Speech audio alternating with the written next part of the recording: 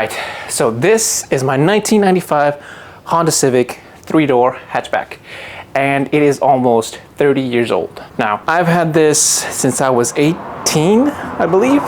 It was basically a decent startup. For 1,200 bucks, you got a 1.5 liter engine with a 5-speed manual transmission, pushing about, from the factory they said 102, but when I bought it, I feel like it's probably closer to 80, maybe 70, something like that. Which, you know, you're not winning any races with this, but man, is it fun to drive.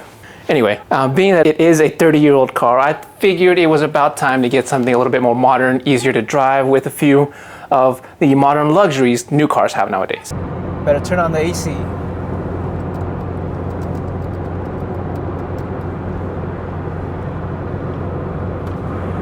That's my AC. So I decided to get this. Check it out. This is a 1980s Toyota MR2, or as I like to call it, the Mr. 2. Now it is a 5-speed and it is supercharged, and I'm just kidding. This is my little brother's car. You know, he's building it, and maybe when he gets it up to where he wants it in the build process, I'll show you guys what he's doing to it. But for now, let me show you guys the real car. I actually bought this thing. Check it out. Look at it. 2024 Toyota Corolla Hatchback, obviously. I don't know what it is, you know, I just love hot hatchbacks, man. I think they look sweet. Now, I've actually had this car for quite some, oh man, here comes another Honda.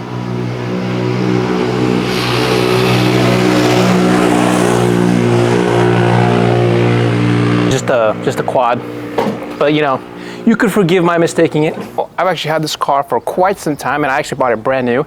So, you know, I am obviously not very financially prudent. I bought it with 19 miles, and it's sitting over 3,000 right now. Ignore the finger, I got cut. Let's go, baby! No, this thing is super slow. It's fun though.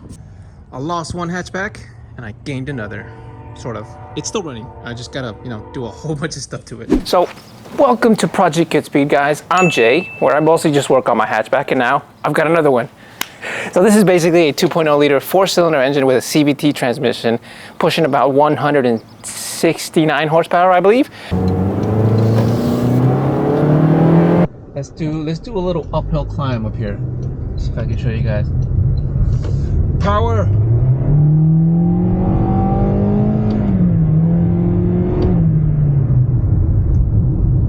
It sounds pretty cool, man. First thing on the list to do is modify that exhaust to make it sound even cooler. Traffic around here this time of day is annoying. It's super hot here in Cali, guys. It's about 100 and something degrees, and I'm getting cooked by the sun. I'm facing the sun directly. There's no shade here. It's super hot, man. Now, me personally, I am not a fan of CVT transmissions, to be honest. I've always noticed that they all have a little bit of a lag, and that's incredibly annoying when you floor it and the car kind of doesn't do anything, especially when you're on the highway, or when you want it to go, it kind of just says, you know what, not yet. So we're about to join the freeway here, guys. Look at this thing. Sporty little thing, man. I'm in eco mode. Of course, if you drive any car like an asshole, it's gonna feel fast. But I gotta tell you guys, this transmission is not too bad. Not even using the flappy paddles here. This CVT transmission is a little different in that when I floor it, it really does feel like it wants to go, you know? It's just that, you know, it's got 169 horsepower. So if you're expecting this thing to take off like a rocket, you're kind of dreaming. But it is still pretty quick, and that's pretty much what you want from a hatchback. Now, I'm gonna give you guys some quick specs here. It's a, like I said, it's a 2-cylinder engine. No, I wrote that wrong. It is a 2-liter engine with 4 cylinders, and it is 169 horsepower with 151 foot-pounds of torque. And you can feel that torque in this little hatchback. I mean, it's pretty quick and nimble. All right, boys. Oh, let's get on the freeway. Power, baby.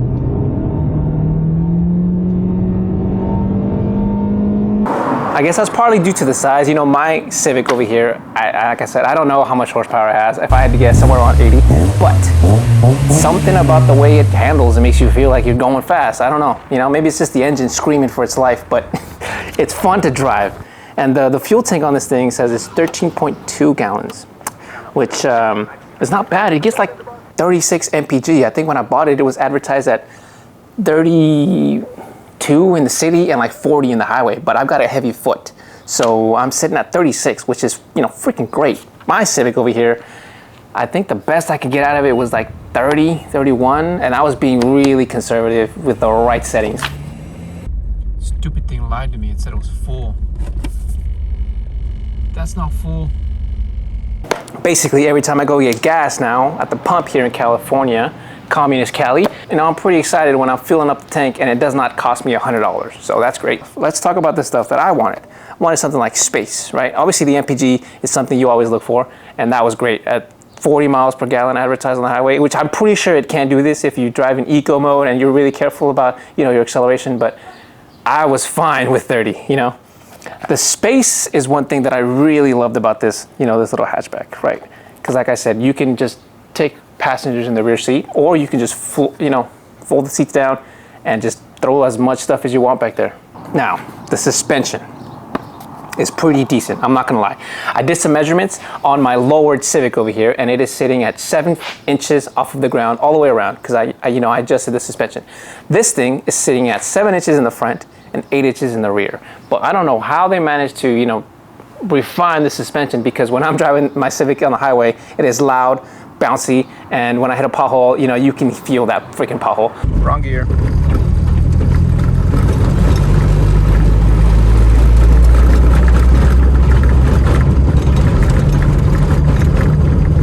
But in this thing, it's a lot quieter, not super quiet, but enough for you to have a conversation with someone in the driver's seat without having to raise your voice.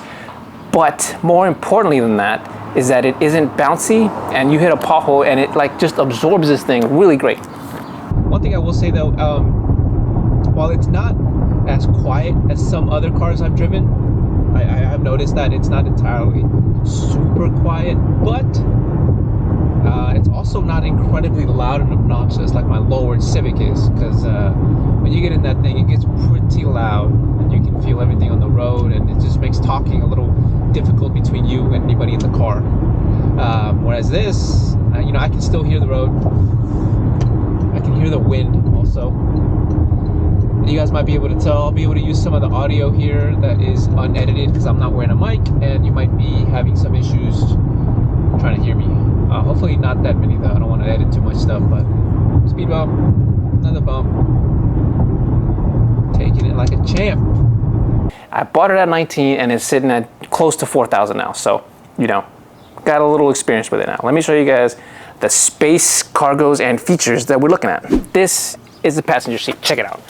And for reference, I'm standing at over 6 feet tall, 6'1", 205. 210 if I'm eating a heavy meal, but pretty comfortable. One thing I don't like though is that the seats are, you know, reclinable like this. Prefer the button, but you know, I'm just being picky. One thing that is a little weird is the design of this dashboard. I thought it was a little weird. It's kind of like a triangle poking right at you. Imagine hitting this thing. So another selling point that I always like to check, well, that I did check with every car that I tried, is the rear seat, right? Like I said, I'm 6 feet tall, 205, and I sit in the front. But some of my friends are about my height as well. And you also sit in the rear pretty comfortably, which is a definite plus. Might be a little cramped, but you know, you sit fine. Another thing that I would like to mention is you have the USB-C charging ports right back here, which, you know, me personally, I don't like them. You know, I just don't like having to buy USB-C, USB-A. I don't even know what this, I think this is the oval one, and I have the square ones, and it's freaking annoying. The one right up front for Apple CarPlay, but the dashboard right there has wireless CarPlay, which is also pretty neat. One of the cool features back here is you got a cup holder right there, you know? Pretty comfy, although you're kind of limited to basically a 12-ounce can. This is a giant touchscreen. Pretty cool though. I love the features. You hear that? 4 cylinders, 160 horsepower, I think. Look at all my poor buttons. 1, 2, 3, 4, 5 buttons that do nothing. I wonder what they did. All I got is a dimmer and something that turns lights automatic. I'm not sure. Now, as far as the cargo space back here, pretty decent car for tailgating, to be honest. Just pull over, sit down, enjoy the view. One thing I don't like though is this cargo cover here. I think it's stupid. Pointless, really. But it is removable, so that's cool. I don't understand it. I think it's just to kind of like keep the back compartmentalized. But I will say that as far as, you know, spaces goes, it could have been better. You see how it kind of like tapers off right here? Kind of limits your space, because when you close the catch, right, the latch kind of gets in the way and you're not allowed to put a lot of stuff back here. Whereas this hatchback, right, it kind of like curves around it, so you allowed more space, if that makes sense. Plus, I think this rear end looks dope. The Corolla one actually does look pretty sick too. I like the way the styling on the tail lights and the headlights look. It makes them look a little bit meaner. This one looks a little simple, you know? But as far as the space back here goes, right, you know, it is a compact car, so you're not really expecting too much, but I think that's pretty decent enough, right? And especially if you lower the seat down right here, you have a lot more space to put in, like all tons of space. Like you might be able to get away with a Costco run here if you're doing that little Tetris game with all the boxes and stuff, but grocery runs should be no problem. Yeah, I play soccer. Kobe. Damn. As far as the cargo space back here, this cargo mat looks cool, but like I said, it was brand new, and look, it just really, you know, scuffs up pretty easily. I think I'll order a carpet one because I think it just looks nicer and cleaner. But underneath it, right, you have the spare tire. Check it out. I will say this would definitely come in handy whenever you have to put something that's might damage the carpet back here. So I'm not throwing this away, but like I said, I think the carpet looks cleaner.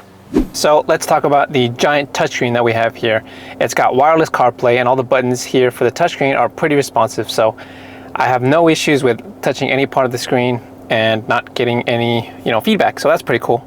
CarPlay, everything is there, everything you need.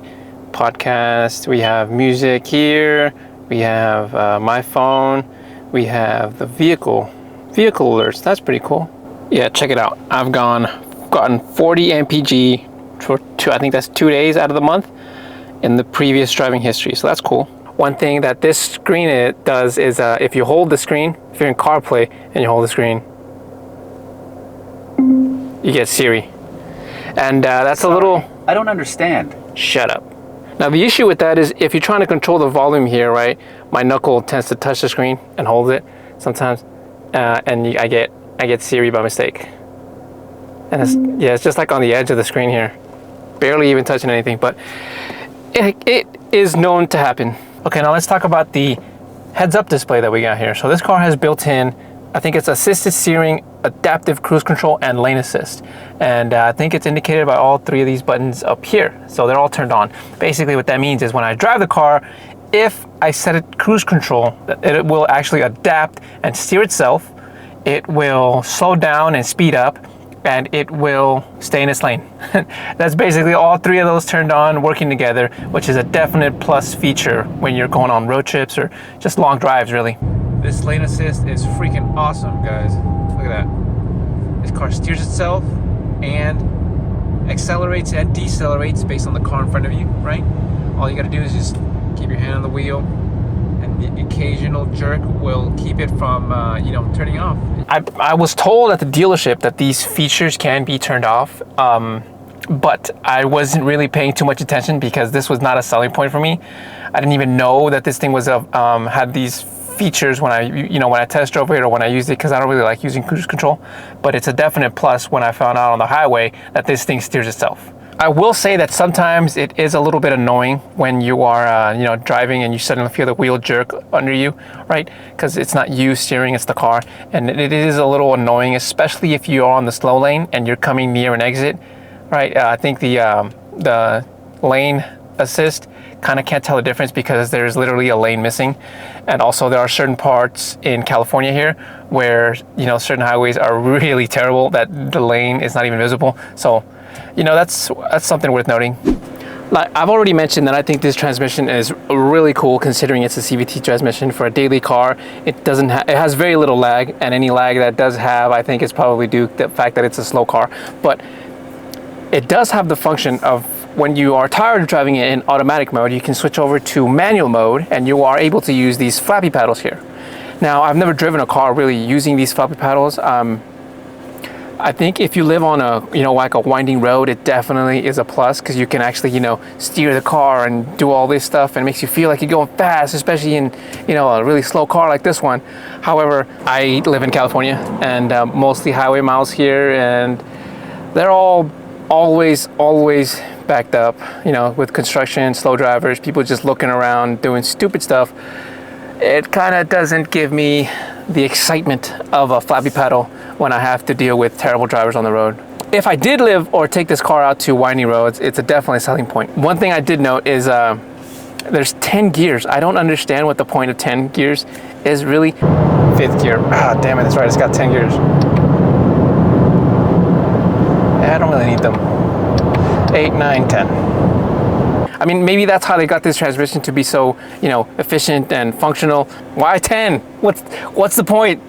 Also, one other thing is instead of having a manual handbrake, you have this electronic thing here. I would have preferred a manual handbrake as opposed to flappy paddles, if I'm being honest. Being able to lift it up and, have the option of sliding the rear end is so much cooler than being able to shift through 10 gears for no other reason than just to say you did. It's got the driving mode, right? I think it has 3 options. It has Eco, Normal, and Sport. I believe all of these basically just change the way the steering handles, I think. I couldn't find too much on that in the instruction manual that they give you, but I'm pretty sure that's all it does. This is another personal gripe I have with it, right? The phone option here, right? I would like a place to mount it, but this is too far away from me, basically mounting it for the passenger. And I would have also liked to be able to, put like an air vent thing in here, but that blocks the screen and the AC control unit here. So that's annoying. I could put it down here, right? But then I can't change the GPS function. I think it's kind of like meant to limit the driver and phone connection, right? Because you're not supposed to be using it, which I get, but at the same time, if I've got to use my phone, I find it annoying that, I got to go way over here, type in the address, it's a personal gripe. It's not really too much of an issue. It also has these WeatherTech, formats here, but like I said, I prefer the nice carpet look, so I might just end up changing those. That area is just a little weird design. It's like a little pocket for your stuff, but it's kind of difficult to access when that up there is blocking you, and you kind of have to like really maneuver your way to get in there. Now it also has a cigarette lighter in here, so you can plug in your accessories in there. As far as space goes, this isn't too much really, but it's better than nothing. Now these seats are also pretty comfortable, to be honest. Look, they have these nice baffling on the side to keep you nice and tucked in when you're going around a corner, which people who drive hatchbacks kind of tend to do. But I think they look pretty sweet, and they're also pretty comfortable. I've driven this thing, like I said, a long number of miles for the short amount of time that I've had it. I've had it for less than a couple months, and I've already put half of a year's average driving miles on it. I've driven the little Civic over there from California, the Bay Area, all the way to Las Vegas, Nevada, and by the time I got to Bakersfield, which is about 4 hours driving, my butt was killing me, and my leg was uncomfortable. The seat kind of just kept poking into my back, and it wasn't all that great. I also want to mention some of the features it's got in the front, right? I think it's got 15-inch tires, and they're pretty much the same size as the Civic over here, which I found interesting. I don't have to buy, all different kinds of sizes of tires now, all matching sets. And also the color on this thing is windshield pearl, which is like a white, but like a pearlescent white. Interestingly enough, when the light hits it, it kind of looks like it changes colors, almost like an iridescent effect. That's gonna be pretty much it, guys. Now I have a Civic hatchback, Honda, and a Corolla hatchback, Toyota. And I'm gonna start modifying the crap out of them. No, I'm just kidding. This hatchback is getting more modifications. Obviously, it's a 30-year-old car. It's gonna need more attention. But this thing is so much more fun to drive because, it is automatic, and I don't have to worry about shifting gears and, doing all that kind of stuff. And I think it'd be a lot better to do that on this car, because if this was manual, I would probably not want to drive this one. But honestly, I think it's better that way, because now I've got a manual hatchback and an automatic hatchback. And, maybe in the future I'll be able to do a comparison video about, you know, this hatchback and that hatchback, and you'll see what both of them can do. But I'll have to do a little bit more modifications on this 30-year-old thing and get it a little bit up to par for what the new ones can do nowadays. Who knows? Maybe I'll compare them in a future video. You know, subscribe, comment, let me know what you guys think. But for now, we're gonna go ahead and call it here. So until next time, guys, take care and good speed. Whoo! Gotta love hot hatchbacks, man.